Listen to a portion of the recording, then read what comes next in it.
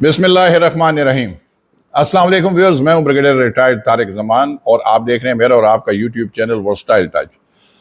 अच्छा व्यूअर्स, जैसा कि मेरी आपसे कमिटमेंट थी, वादा था कि मैं हर सब्जेक्ट, वर्सटाइल टच चैनल है तो मैं हर सब्जेक्ट के ऊपर बात करूंगा और कमोबेश मेरे ख्याल में हमने हर सब्जेक्ट के ऊपर बात की। हमने फिक्शन पे बात की, हमने जनरल पोइट्री के ऊपर बात की, हमने तसव्वुफ पे बात की, हमने फ़लसफ़े पे बात की, हमने एंटरटेनमेंट पे बात की, हमने इवन एनिमल्स और बर्ड्स के ऊपर बात की, हमने हर चीज़ के ऊपर बात की है।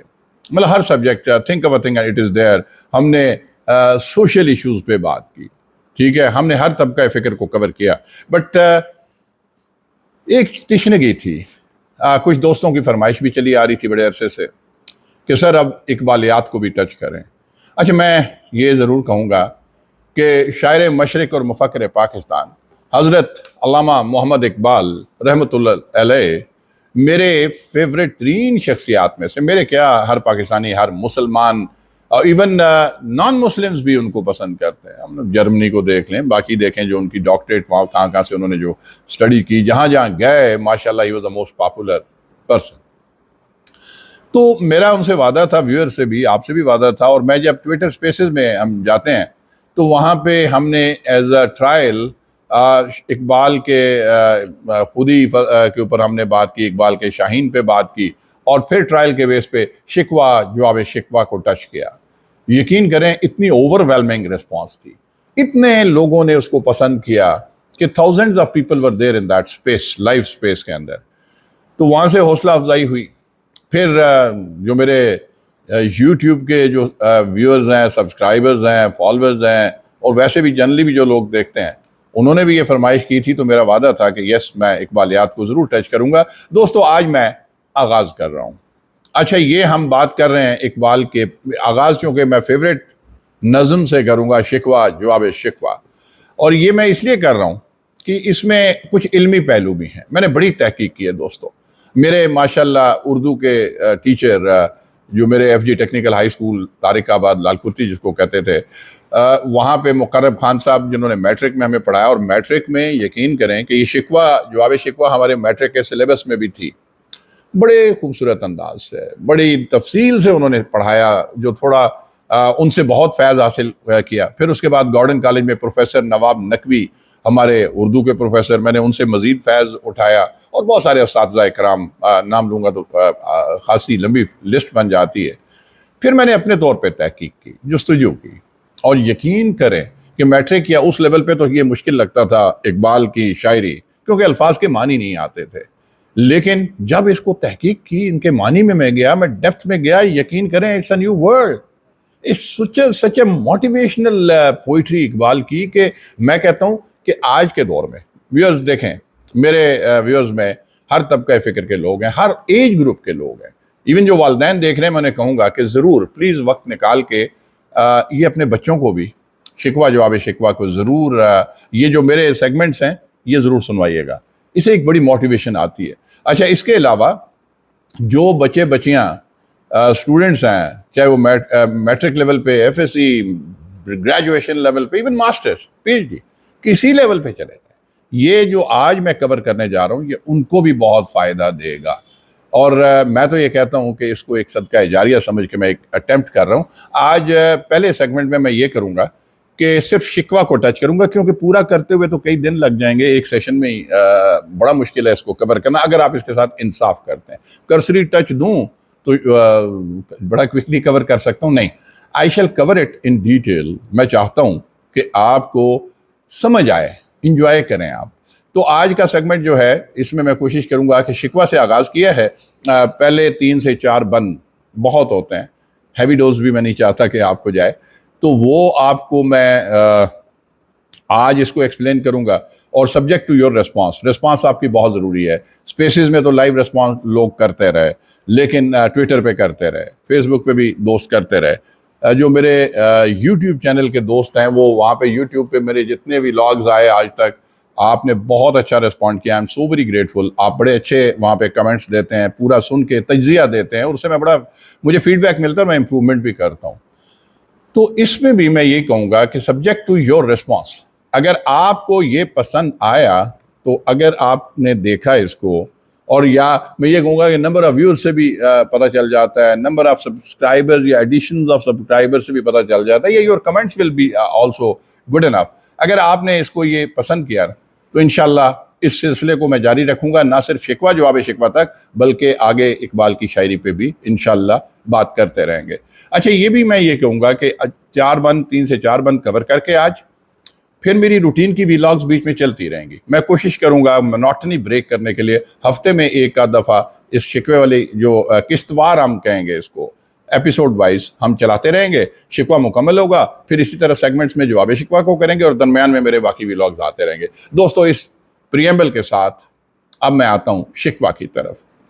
دیکھیں، 31 بند پر مشتمل شکوہ علامہ اقبال کی ان معرکۃ الآراء نظموں میں سے ہے جو کہ ہر دور میں مقبولیت کی انتہا پر رہیں.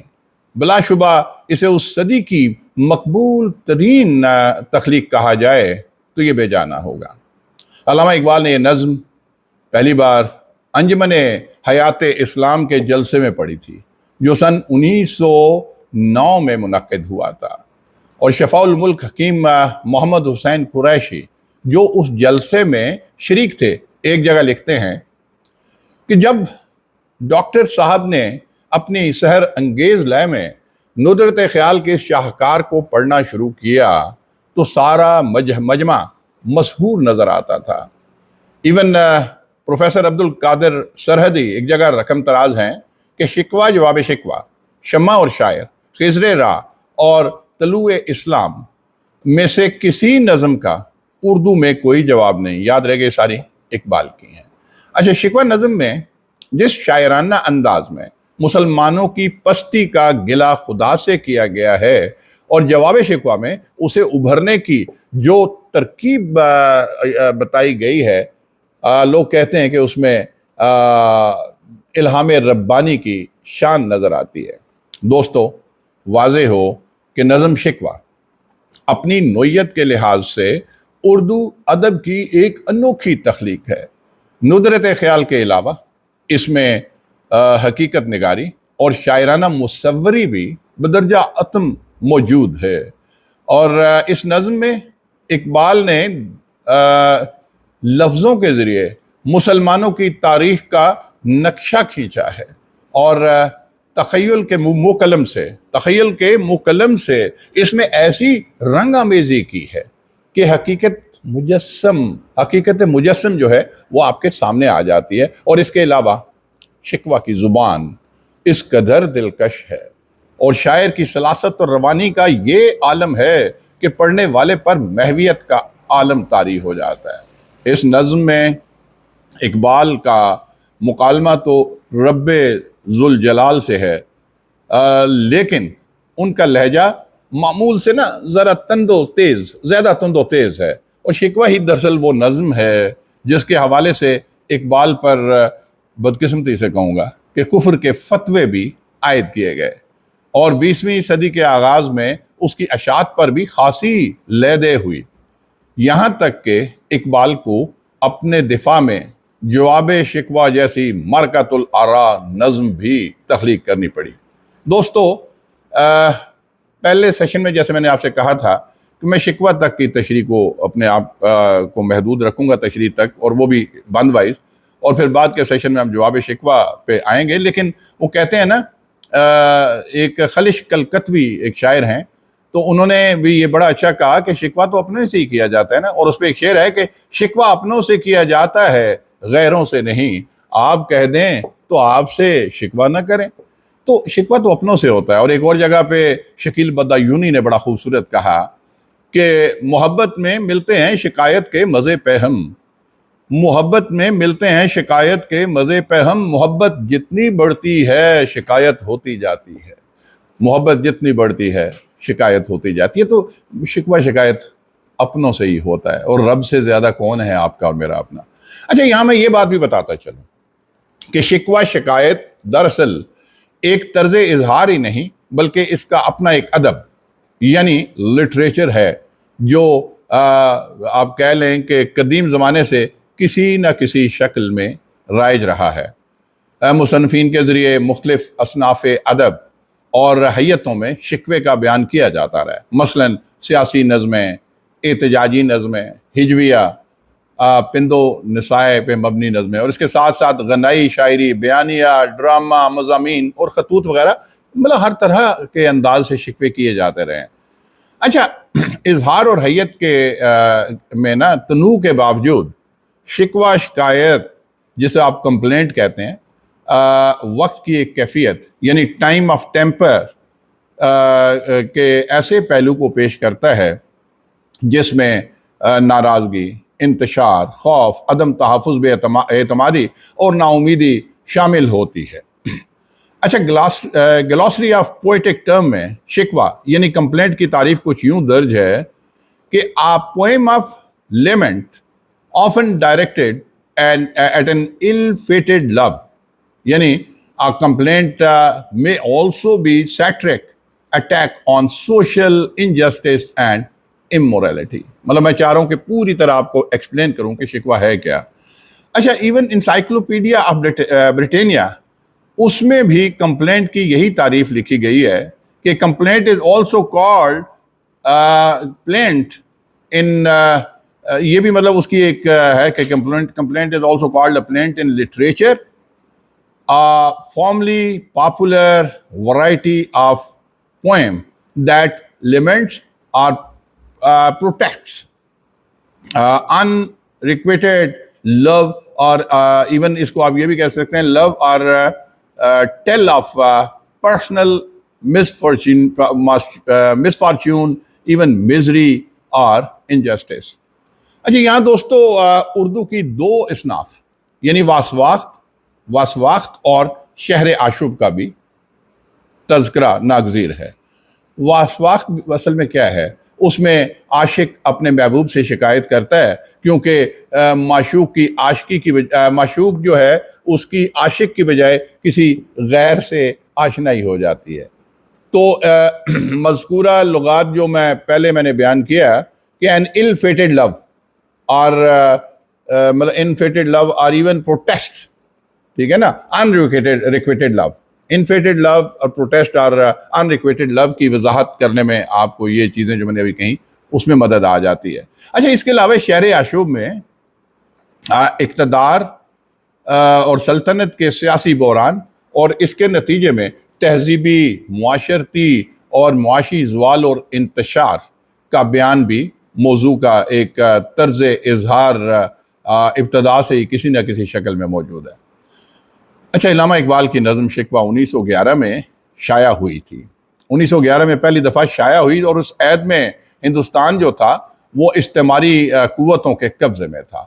ملک کی قدیم تہذیبیں اور روایات سب مٹ رہی تھی، اور ظلم، تشدد ہر طرف اس کا ایک شور و غل تھا، اور عوام کے دلوں میں خوف اور بے اعتمادی اور نا امیدی نے ڈیرے ڈال رکھے تھے، کیونکہ انگریز سامراج کا دور تھا۔ اور اس عہد میں دیکھا جائے تو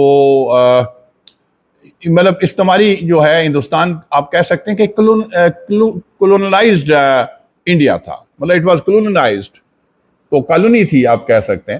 تو اس کی دردناک صورتحال میں نا علامہ اقبال نے ایک مخصوص آواز کی حیثیت سے اپنے آپ کو بیان کیا، جنہوں نے اس نظام حکومت کے خلاف آواز بلند کی تھی۔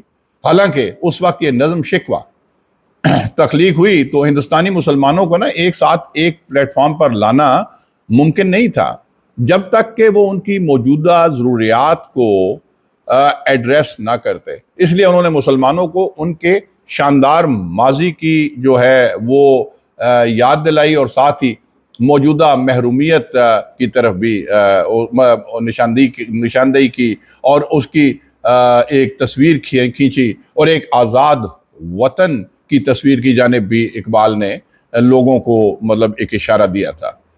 تو نظم شکوہ آپ کہہ سکتے ہیں کہ اس کی واضح مثال ہے، اور اقبال کی نظم شکوہ جو 31 بندوں پر مشتمل ہے، لیکن نظم کے مطالعے سے محسوس ہوتا ہے کہ نظم کل 6 حصوں پر مشتمل ہے، جسے اظہار کے طریقہ کار یا بیانیہ کی زبان میں آپ پلاٹ کہہ سکتے ہیں یا پلاٹ کہا جا سکتا ہے۔ چونکہ یہ نظم براہ راست بیانیہ نظم نہیں ہے بلکہ ہمارے روایتی مشاعرے کی محبوب فارم شکل جس کو مسدس آپ کہتے ہیں اس کی حیت میں ایک شکوہ یعنی کمپلینٹ ہے، جس کا انداز آپ یوں کہہ سکتے ہیں کہ ڈسکرپٹیو انداز ہے بیسیکلی، اور اس لیے اس میں پلاٹ کی وہ شکل نمایاں نہیں ہے جو براہ راست بیانیے میں یا قصہ گوئی کی نظموں میں مثلا مرثیہ اور مثنوی میں نظر آتا ہے۔ نظم کا انداز بیان ڈسکرپٹیو ہونے کی ایک سبب شاید یہ بھی ہے، یا ایک وجہ یہ بھی ہو سکتی ہے کہ شکوے میں ایک شخص اپنی جو عرضداشت ہے کسی کے حضور پیش کرتا ہے، اس لیے کہ بیانیے کی طرح کرداروں اور جو کرداروں کے ساتھ مطلب ان کے نتیجے میں جو عمل ہے اس کی جو کثرت ہے نا وہ بھی نظر آتی ہے، ممکن نہیں ہے، مطلب یہاں پہ ممکن ہے بھی اور نہیں بھی، کیسے آگے بتاتا ہوں۔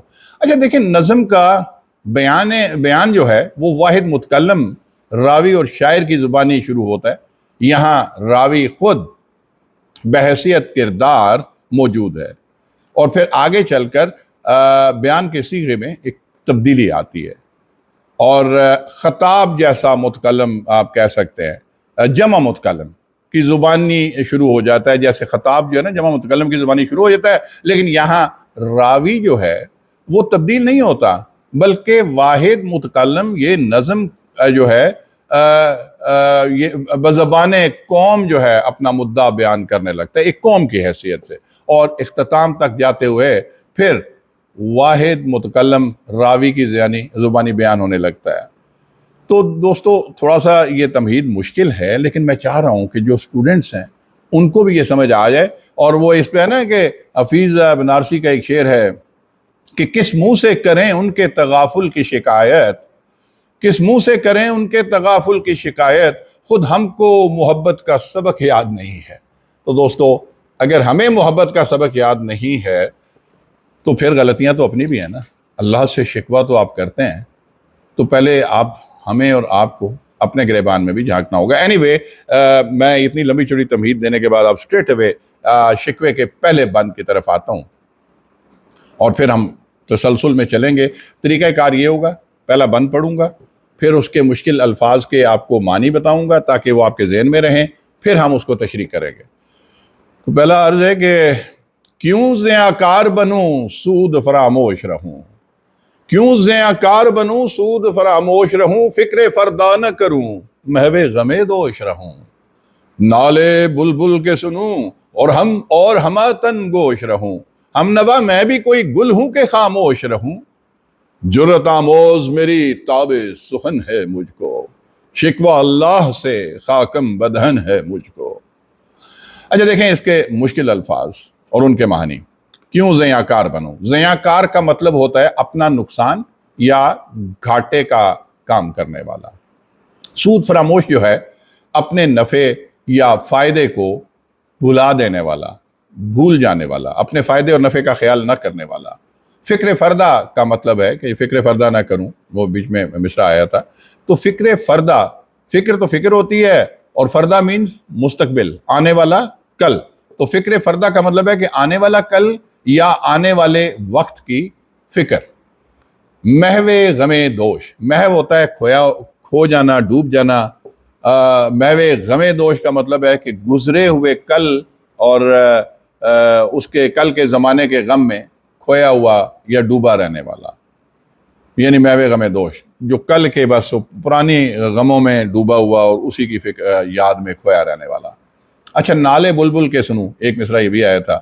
نالا ہوتا ہے فریاد، گریا وزاری، رونا دھونا، رونا پیٹنا، نالا کرنا، وہ کہتے ہیں نا نالے، تو نالے بلبل کا مطلب ہے کہ بلبل کی فریاد، بلبل کی گریا وزاری، بلبل کا رونا دھونا۔ اور پھر ایک جگہ کا ہے اور ہما تن گوش رہوں۔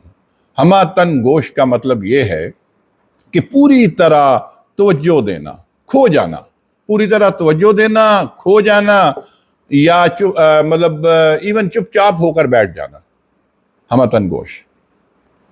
ہم نوا میں بھی کوئی گل ہوں کہ خاموش رہوں، ایک آخری سیکنڈ لاسٹ تھرڈ لاسٹ مصرے میں تھا کہ ہم نوا میں بھی کوئی گل ہوں کہ خاموش رہوں۔ ہم نوا مینز ہم خیال، دوست، ہم آواز یا ساتھی، ہمنوا، ٹھیک ہو گیا۔ پھر ہے جو آخر میں کہنا جرت آموز میری تاب سخن ہے مجھ کو، شکوہ اللہ سے خاکم بدہن ہے مجھ کو۔ تو جرت آموز مینس حوصلہ بڑھانے والی، ہمت بڑھانے والی، یعنی میری تاب سخن جو ہے، تاب سخن پہ میں بعد میں آتا ہوں، تو جرت آموز مینس ہمت بڑھانے والی، حوصلہ سکھانے والی، بہادری سکھانے والی، جرت آموز۔ اور تاب سخن کا مطلب یہ ہے، تاب مینس طاقت، سخن مینس گفتگو، یعنی گفتگو کی طاقت، تاب سخن، یا گفتگو کرنے کا حوصلہ، گفتگو کرنے کی ہمت۔ تو جرت آموز میری تاب سخن، یعنی کہ میری گفتگو کی جو طاقت ہے وہ اتنی ہے کہ وہ حوصلہ بڑھا سکتی ہے، بہادری سکھا سکتی ہے۔ اور خاکم بدہن، جو آخری میں کہا نا کہ جرت آموز میری تاب سخن ہے مجھ کو، شکوہ اللہ سے خاکم بدہن ہے مجھ کو۔ خاکم بدہن مینس کہ میرے منہ میں خاک، خاکم خاک، بدہن منہ، یعنی میرے منہ میں خاک۔ ہم کوئی بات کہتے ہیں نا ایسی کہ یار خاکم بدہن یہ نہ ہو جائے، یعنی میرے منہ میں خاک، اور یعنی آپ یوں کہہ سکتے ہیں کوئی انہونی بات یا کسی بڑے کی بابت بات کرنے کی جسارت کرنا، یا کوئی گستاخی کی بات کرنا، ساتھ ہی منہ میں خاک اپنے کہ مطلب میں بڑی بات کہہ رہا ہوں، میرے منہ میں خاک کہ میں اتنی بڑی بات کہنے کے قابل نہیں ہوں لیکن میں کہہ رہا ہوں، شکوہ کر رہے ہیں نا اقبال۔ اچھا، اس کے بعد ہم آتے ہیں جی اس بند کی تشریح۔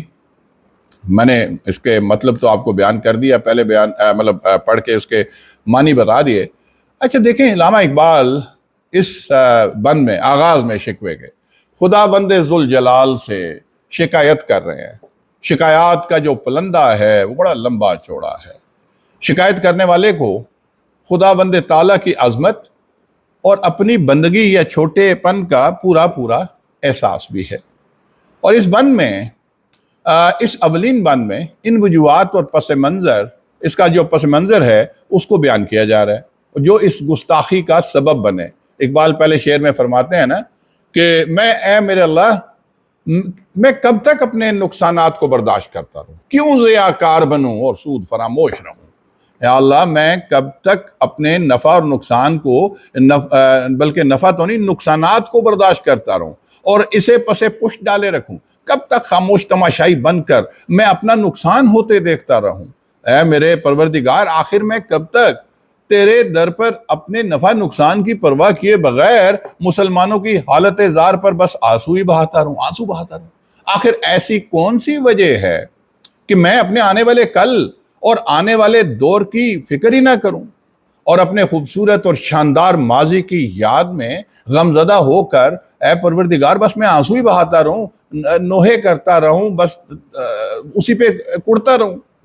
تو اس لیے نا اس پہ انہوں نے پھر کہا کہ شاعر یہاں پہ یوں کرتے ہیں کہ یہ اپنا یوں کہہ سکتے ہیں کہ یہ کہنا چاہ رہے ہیں کہ اے پروردگار، میں اپنے ماضی میں کیوں کھویا اور ڈوبا رہ کے اپنے نقصان کی بس نقصان اٹھاتا رہوں، اپنے فائدے کی بات کیوں نہ سوچوں؟ تو یہاں پہ یہ کہہ سکتے ہیں کہ اپنے ماضی میں کھوئے رہنے کی بجائے، ایک میسج ہے شاعر کا، اقبال صاحب کا، کہ اپنے ماضی میں کھوئے رہنے کی بجائے اپنے حال اور مستقبل پر نظر رکھنی چاہیے، کیونکہ اچھے دنوں کی امید ہمیں بہت سے فوائد دیتی ہے۔ یہاں پہ مجھے ایک شعر یاد آ رہا ہے، وہ کہتے ہیں کہ نگاہیں جن کی جم جاتی ہوں مستقبل کے چہرے پر، نگاہیں جن کی جم جاتی ہوں مستقبل کے چہرے پر، انہیں ماضی کی بے رحمی کو دہرانا نہیں آتا۔ تو یہاں شاعر کا میسج ہے کہ ماضی کے اس میں کھوئے رہنے کی بجائے ہمیں اب اپنے حال، جو اس وقت خستہ حال تھا،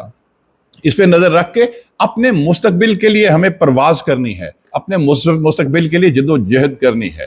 اور دیکھیں، یہاں پہ میں یہ بھی کہہ سکتا ہوں کہ دوسرے بند میں جو اقبال نے دوسرے شعر میں جو کہا، سلسلہ جاری رکھا، کہ فرماتے ہیں کہ کب تک بلبل کی فریاد سن کر کانوں میں روئی ٹھوسے اور لب سیے بیٹھا رہوں، نالے بلبل کے سنوں اور ہماتن گوش رہوں۔ تو اس پہ وہ یہ کہتے ہیں کہ میں کب تک، اے پروردگار، میں کب تک بلبل کی فریاد سن کر کانوں میں روئی ٹھوسے اور لب سیے بیٹھا رہوں، اور اے میرے ہمنوا، میرے ہم خیال، اے میرے دوست، میں کوئی جذبات سے آری پھول ہوں کہ بلبل کی آہو بکا سن کے بھی خاموش رہوں، جس میں انہوں نے کہا نا کہ نالے بلبل کے سنوں اور ہماتن گوش رہوں۔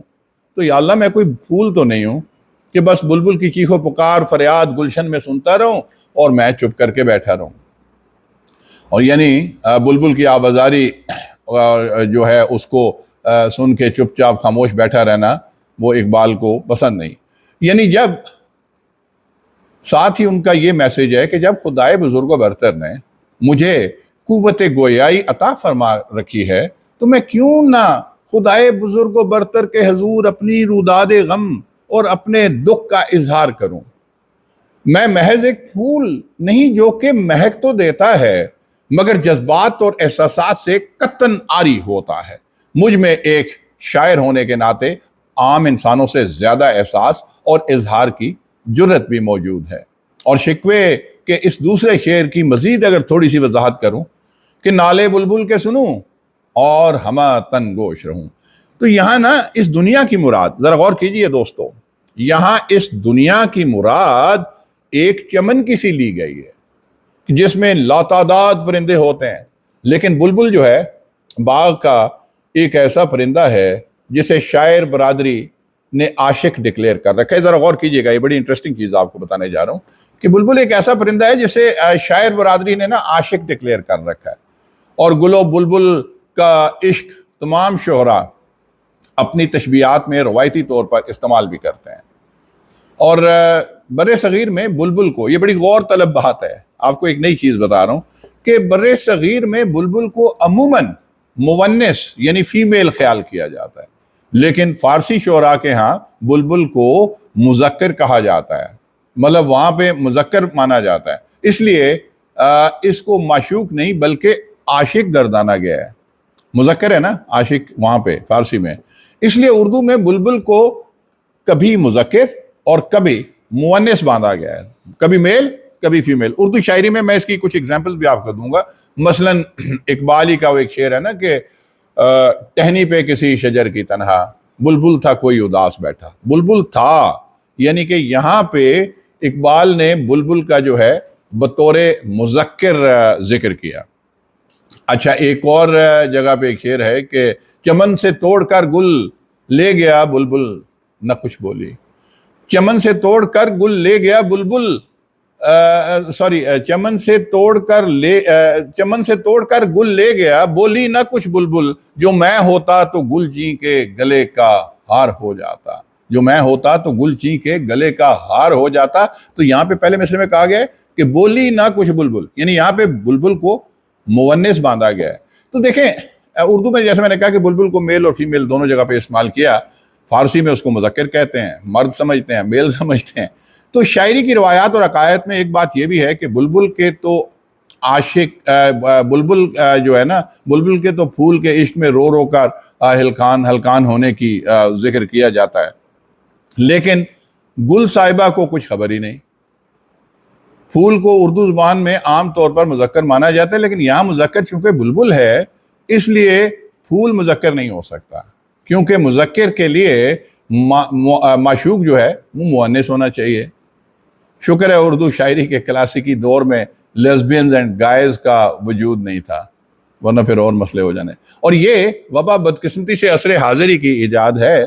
اس لیے اقبال کے شعر میں گل و بلبل کا تذکرہ اور بطور معشوق اور عاشق ہی کا لیا جائے گا، یعنی معشوق اور عاشق گل و بلبل، ٹھیک ہے نا.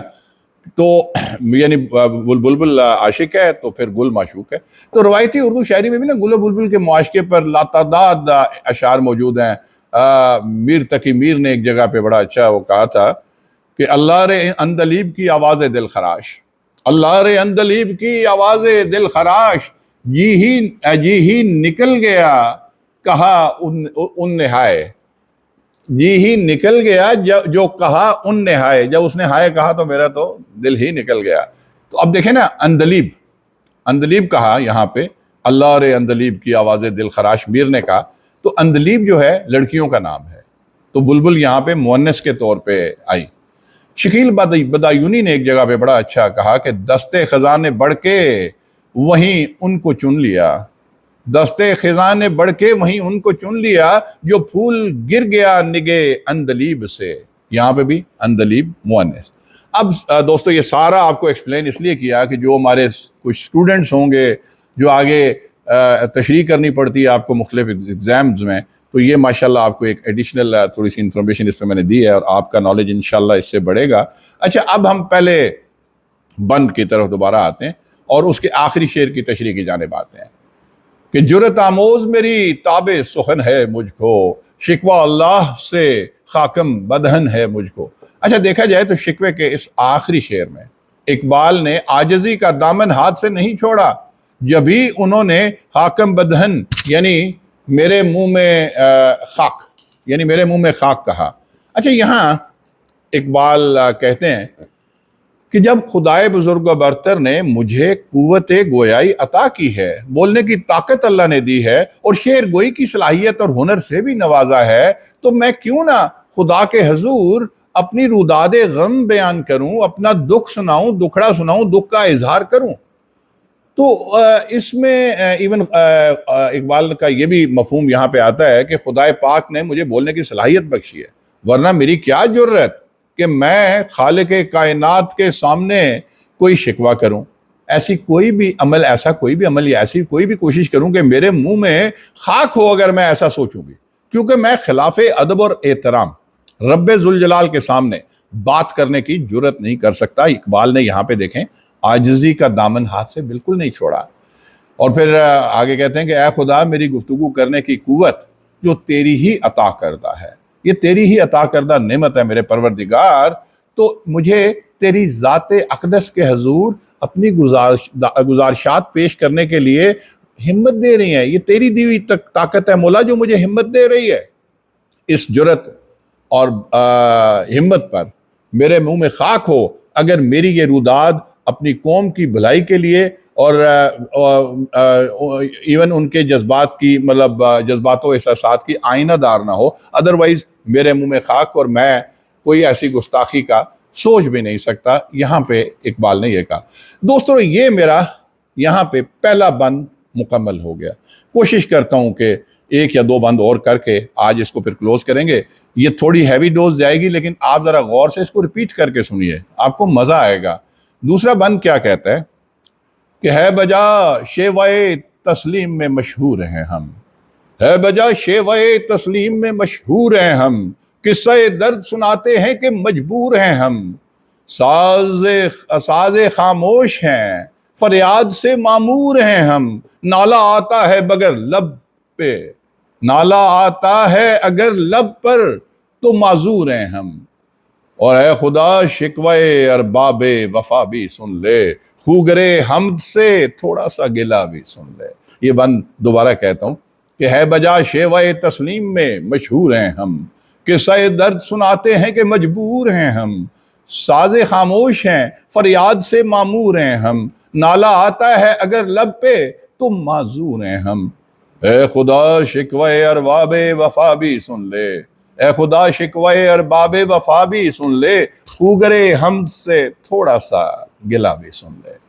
اچھا، ان کے مشکل الفاظ کوئکلی میں کور کرتا ہوں، جس میں بجا ہے، بجا جو شروع میں کہا، بجا کا مطلب ہے صحیح، درست، ٹھیک، یہ بجا ہے یا سچ۔ اچھا، شیوا، ایک جگہ شیوا کا لفظ استعمال ہوا ہے، شیوے کا مطلب ہے عادت یا روایت، شیوا، اور تسلیم کا مطلب ہے سر خم کرنا، سر جھکانا، مان لینا۔ اچھا، شیوائے تسلیم جو ہے سر جھکانے کی عادت یا جو فرما برداری کی جو روش ہے اس کو ہم کہیں گے۔ مشہور ہیں ہم، مشہور کا مطلب صاف ہے شہرت رکھنے والا، جو بات سب کو معلوم ہو جائے، زبان زد عام ہو، اس کو مشہور۔ اچھا، قصہ درد کی کہانی، فریاد، آپ دکھ بھری داستان بھی اس کو کہہ سکتے ہیں۔ اور ساز خاموش ایک جگہ لفظ استعمال ہوا ہے کہ ساز خاموش ہیں، تو ساز خاموش وہ ہوتا ہے کہ وہ ساز جو خاموش ہو، چپ ساز ہو، یا اس کے اندر آواز نہ نکلے، یعنی خاموش باجا آپ کہہ سکتے ہیں۔ اور پھر قصہ درد کی کہانی، درد کا قصہ، درد بھری داستان۔ اور ساز خاموش جو میں نے پہلے کہہ دیا قصہ درد بھی ہو گیا۔ معمور ہوتا ہے بھرا ہوا، لبریز، ٹوٹلی فلڈ، تو معمور مینز کہ لبریز یا بھرا ہوا۔ معذور ہیں ہم ایک جگہ ہے، معذور ہوتا ہے قاصر ہونا، بالکل، یعنی کہ آپ سمجھ لیں کہ اپاہج ہونا، कासिर होना, ना कर पाना कुछ। नाला का मतलब होता है फरियाद, और आवाजारी को भी, नाले को आवाजारी भी कहते हैं। शिकवा अरबाब वफा यानी वफादारों की शिकायत।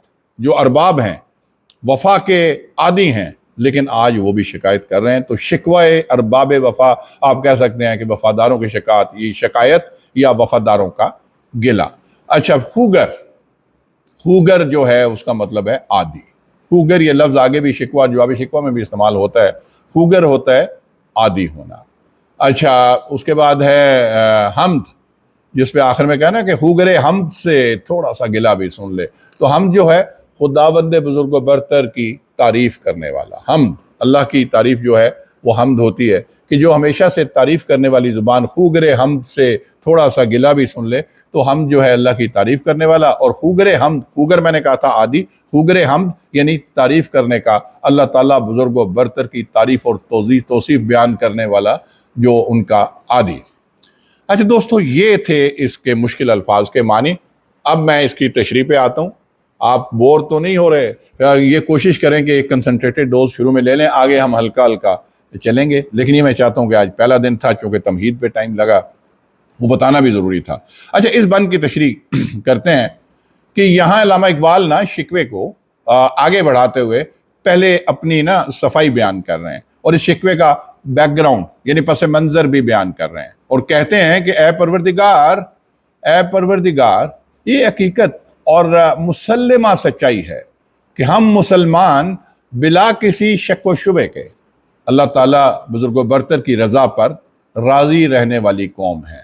हम अल्लाह की रज़ा पर राज़ी रहने वाले, और आप कह सकते हैं कि आपके दर पर हमेशा सर झुकाने के लिए हर वक्त तैयार रहते हैं, साबिर व शाकिर रहते हैं। और इसी हवाले से हमारी शोहरत और तारीख बहुत अच्छी और रोशन है। पहले मिसरे में इकबाल ने पहले अशार में ये कहा, क्योंकि हम मुसलमानों की ज़िंदगी का असल मकसद ही जो है वो है अताअत खुदाबंदी और अपने रब का पैगाम दुनिया भर में फैलाना और दुनिया भर में पहुंचाना है। और ये भी वजह है, ये भी दुरुस्त है कि अल्लाह, हम आपके हर हुक्म पर लब्बैक कहने वाले और जी हाँ कहने वाले हैं। और इसके लिए दुनिया भर में मशहूर हैं मुसलमान कि अल्लाह के हुक्म पे लब्बैक कहते हैं, अल्लाह की रज़ा में राज़ी रहते हैं। तो यहाँ पे इकबाल ये जतला रहे हैं कि अल्लाह, हम पूरी दुनिया में मशहूर है, परवरदिगार आलम, हम पूरी दुनिया में मशहूर हैं कि हम आपकी रज़ा पर राज़ी रहने वाले हैं और आप ही के ताबे हैं और आप ही का हुक्म बजा लाने वाले हैं। अच्छा, लेकिन आगे फिर जो कहते हैं कि हमारे हालात जो हैं, ऐ परवरदिगार आलम, हमारे हालात हमें इस नहज पर ले आए हैं और इस कदर ख़राब हो चुके हैं कि हम अपनी दर्दनाक कहानी सुनाने के लिए अब मजबूर हो चुके हैं। और हमारी कहानी, हमारी दास्तान जो है, ऐ परवरदिगार, बहुत दुख भरी है। फिर वो आगे है कि साज़े खामोश हैं साज़े खामोश हैं, फरियाद से मामूर हैं हम, नाला आता है अगर लब पे तो माजूर हैं हम।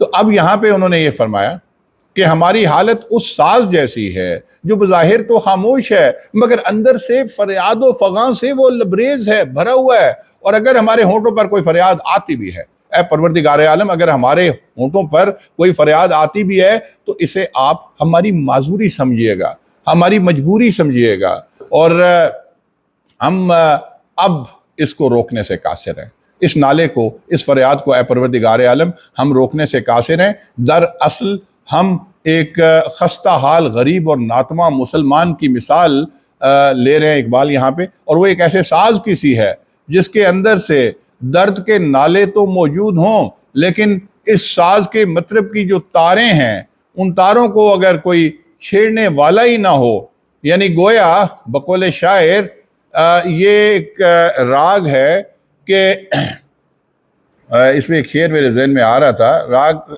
के पुर हूँ जिनसे शिकवे, हाँ वो है कि पुर हूँ मैं शिकवे से, लेकिन एक राग चमन गालिब का एक शेर है जिसका गालिबन मुझे दूसरा मिसरा आ रहा है कि एक ज़रा छेड़िए और फिर देखिए क्या होता है। एक ज़रा छेड़िए और फिर देखिए क्या होता है। ये गालिब का एक मिसरा मुझे पहला मिसरा मेरे ज़हन से निकल गया कि अल्लाह, अगर दर्द और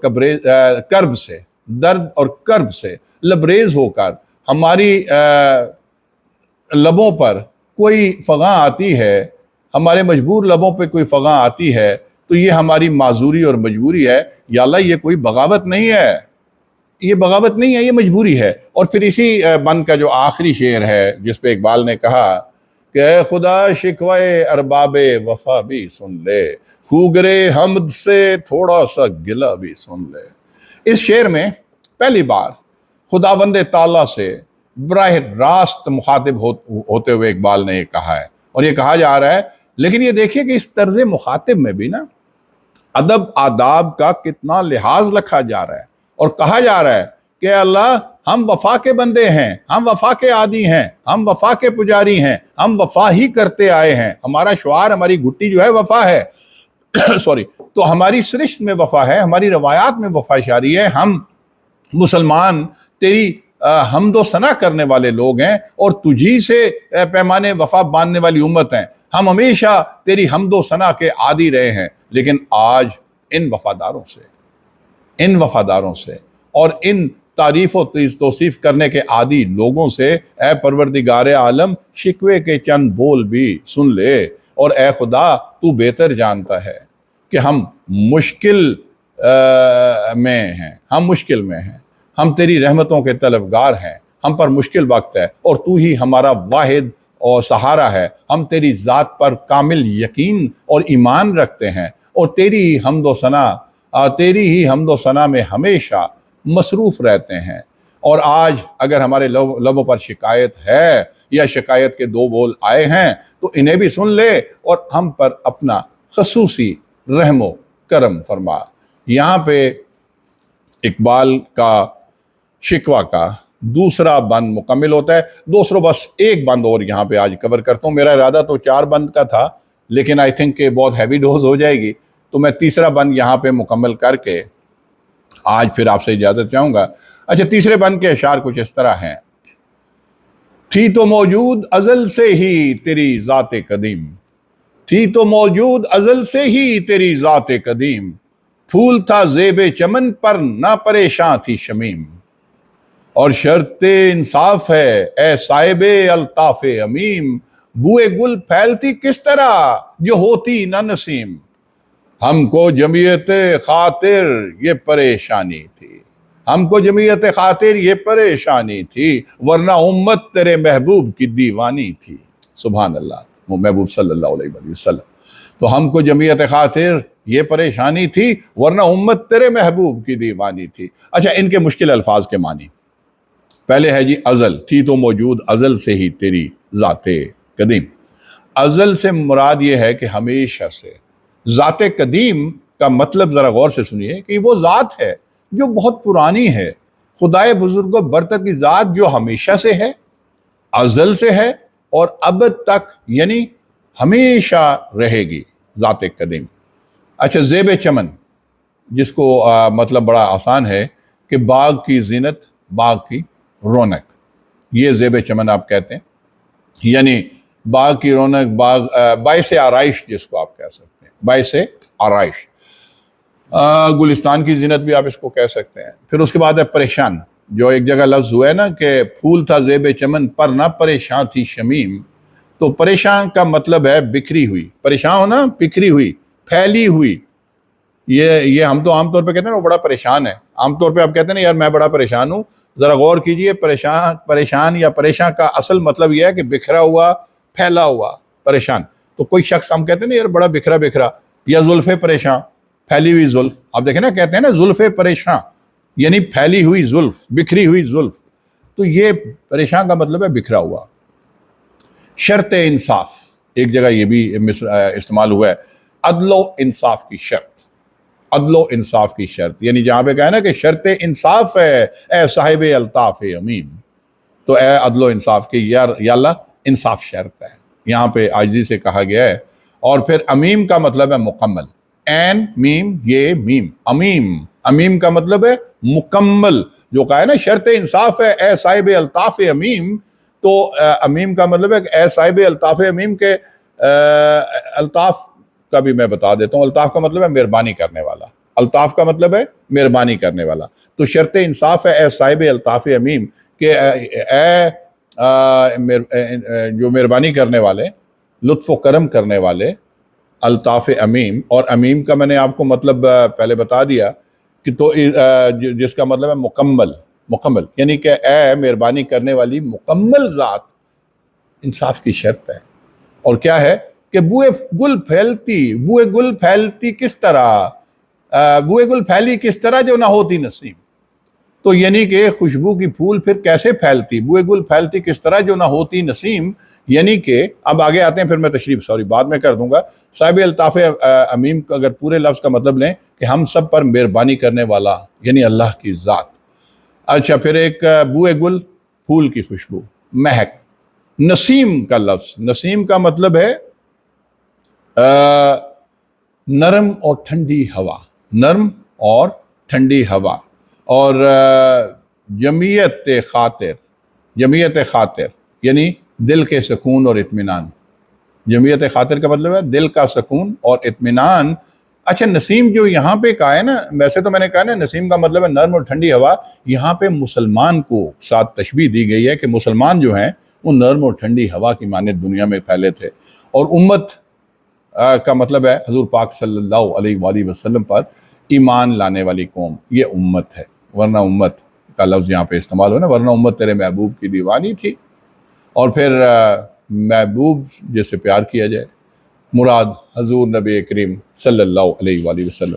اچھا دوستو، یہ تمام الفاظ کے معنی میں نے بیان کر دیے، اب اس کی تشریح پہ آتا ہوں چوتھے بند کی، اور یہ ذرا مزے کا ہے، آپ کو انجوائے کریں گے سن کے۔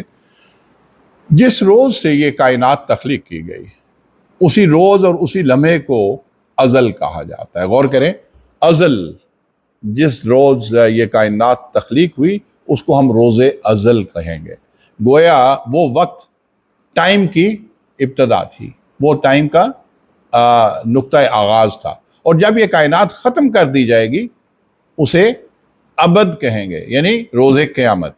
تو ازل وہ ہے جس دن یہ کائنات کا آغاز ہوا، اللہ نے جب بنیاد رکھی، اور ابد وہ ہے جس دن کائنات ختم ہو جائے گی، یعنی جس دن قیامت آ جائے گی۔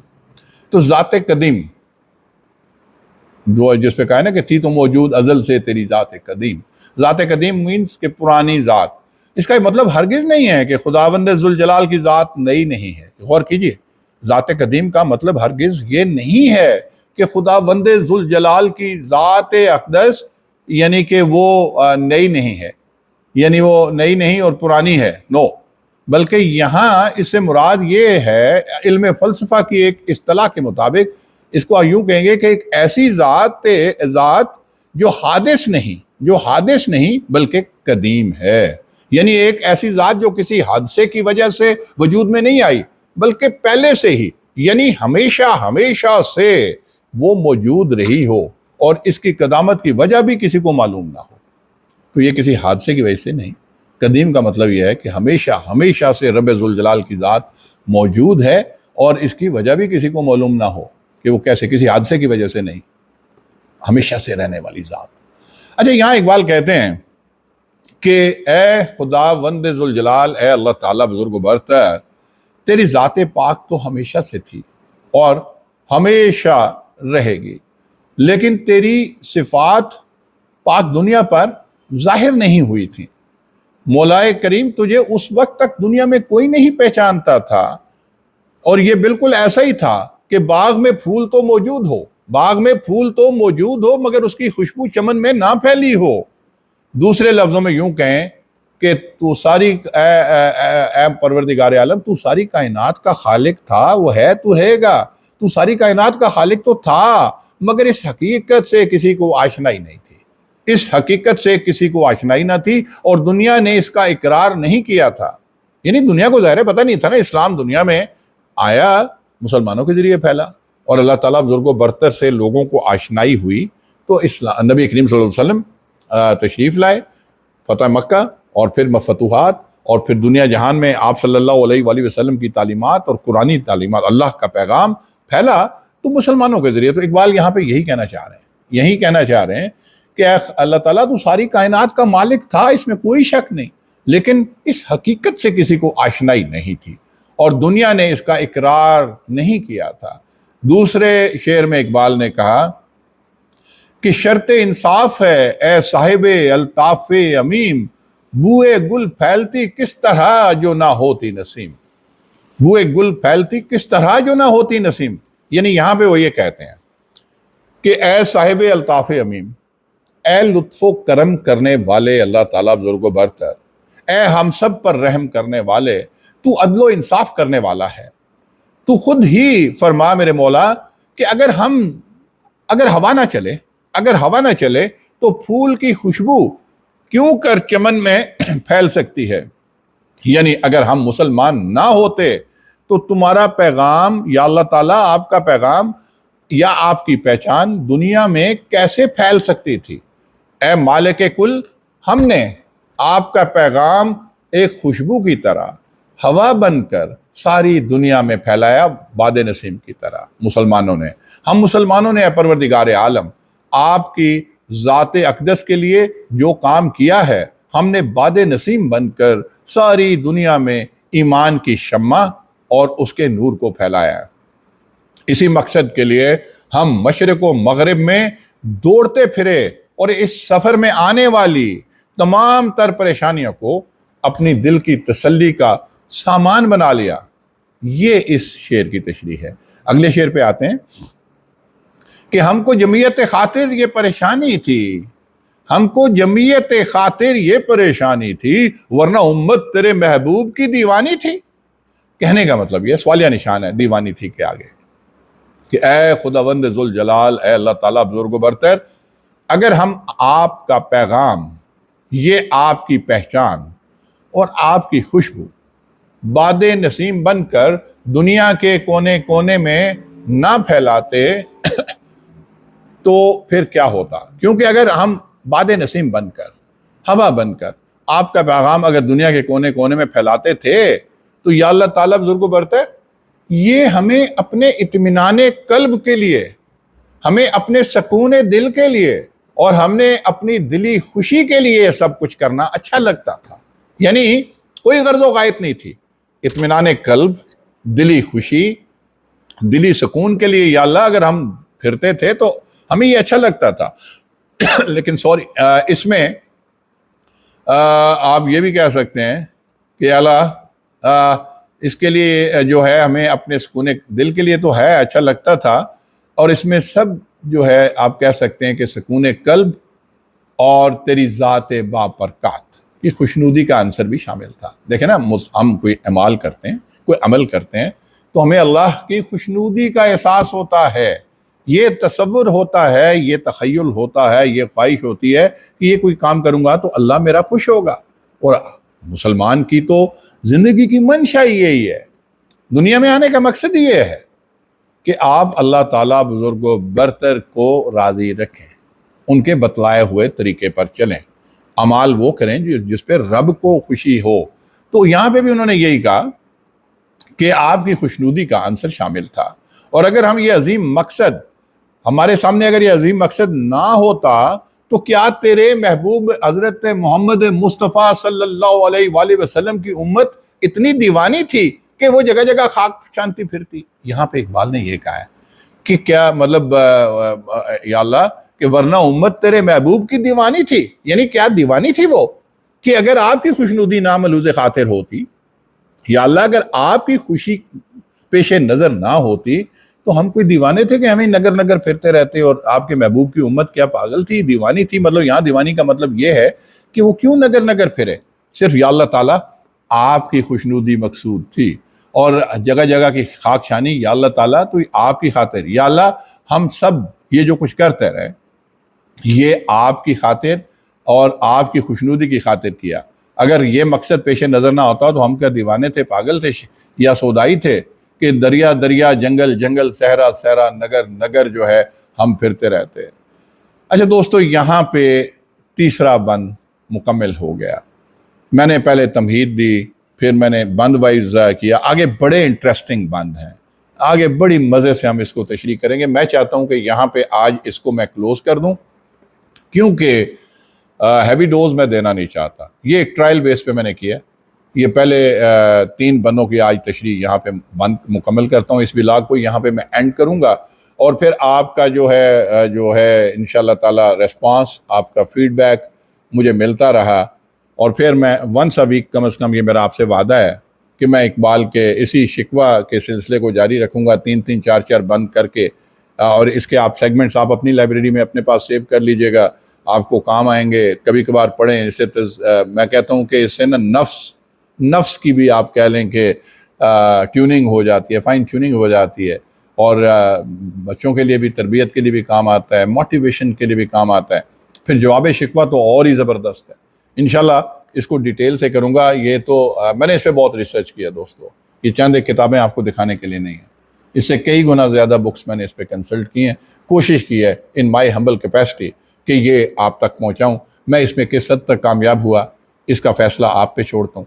آپ اپنا فیڈ بیک دینا مت بھولیے گا، اور اگر مناسب سمجھیں جو نئے میرے ویورز ہیں تو آپ چینل کو سبسکرائب کر کے بیل آئیکن دبا لیجئے گا، تاکہ آئندہ بھی آپ کو مزے کی ولاگز ملتی رہیں. میرے ولاگز میں صرف آپ کہہ لیں کہ میں رفاع عامہ کے لیے بات کرتا ہوں، میرے اور کوئی غرض و قائد نہیں ہے. No political aims, no other objectives, only آپ کہہ لیں پاکستان کے لیے، پاکستانیت کے لیے، اسلام کے لیے، عالم اسلام کے لیے اچھائی کی باتیں آپ تک پہنچاتا ہوں، جس سے تھوڑی نالج شیئرنگ ہو جاتی ہے. اور knowledge is a reciprocal affair. میں آپ کے فیڈ بیک کی صورت میں کافی چیزیں سیکھ لیتا ہوں، اور جب میں آپ کو یہاں پہ کچھ بتانے کے لیے ریسرچ کرتا ہوں تو میری اپنی بھی آپ کہہ لیں کہ نالج تھوڑا برش اپ ہو جاتا ہے. تو دوستو بہت شکریہ، آپ کا بہت ٹائم دیا، اور انشاءاللہ تعالی نیکسٹ ولاگ پھر روٹین میں چلیں گے، لیکن میں اس کے ساتھ پھر اقبالیات کے ساتھ پھر آتا رہوں گا آپ کے پاس. شکوہ جواب شکوہ سلسلہ آگے چلاتے رہیں گے. اگلے ولاگ تک اجازت دیجیے گا. اپنے گھر والوں کا، پاکستان کا، پاکستانیوں کا، پوری انسانیت کا، پورا عالم اسلام کا خیال رکھیے گا. اللہ پاک آپ کا حامی و ناصر ہو. پاکستان زندہ باد.